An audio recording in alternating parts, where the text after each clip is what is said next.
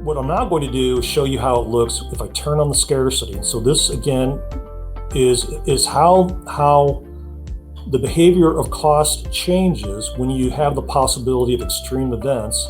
In this case, these extreme events are kind of directionally similar to what happened in Texas. So I'm going to go back to my model window. I'm going to right click these two again to unlock them.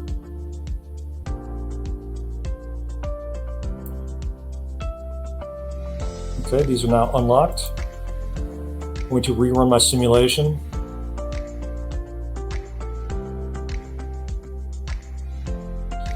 And we'll go back and look at our net profit.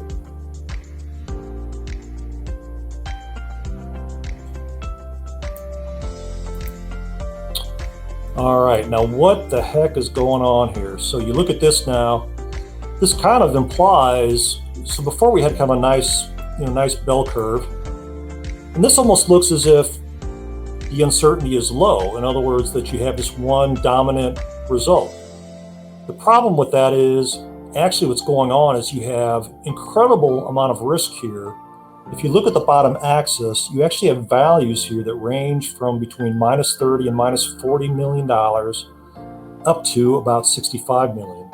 And that actually is shown up here where you have the minimum of the simulation is a loss of $33.8 million, and the maximum is $63.7 million. A huge range of outcomes. And if you look at what's happened from the Texas event, you now have major utility companies filing for bankruptcy that had amounts due to ERCOT. And again, I know there's a lot of political and legal adjustments that might be made in the future, but some of those amounts that were due were in the billions of dollars. Okay, and lastly, so I have the same picture. Then let's look at the sensitivities of my portfolio. Now what you see is by far the biggest issue is whether or not I'm in a scarcity condition. Power prices are low. That's low on the list. Excuse me, fuel prices are relatively low on the list, and power prices have gone up.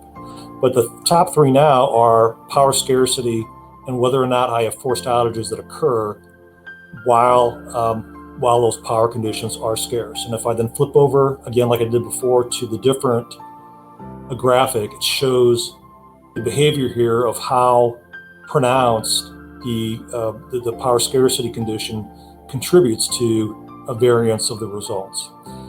Now, so what's the takeaway of this? Well, first of all, it's important to simply recognize that results can vary like this, and having a tool like At-Risk to explore this can be extremely beneficial.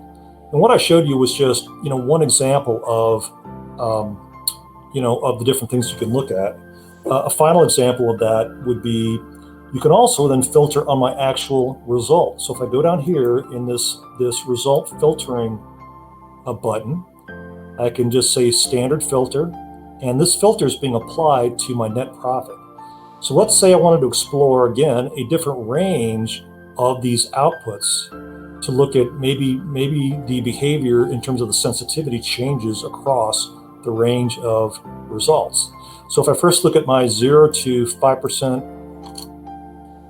probability value, I get that type of information, and I can actually go back to my probability distribution and isolate. In this case, now I'm just looking at the 0 to 5% range, which has still a minus 33.8 million for my potential adverse case, and the possible at the 5% probability is $1 million. So that kind of points to how skewed this distribution is. Likewise, I can go over here, change that to, let's say, 95 to 100. I'm looking at the upper tail of my distribution, which includes that maximum result of 63.7 million. And again, I can then look at the different metrics for the sensitivities under that condition. So hopefully this was useful. As we wrap up, feel free to ask any questions, or if you want me to explore any of the other toolbars in at risk using this model, I'm happy to do it.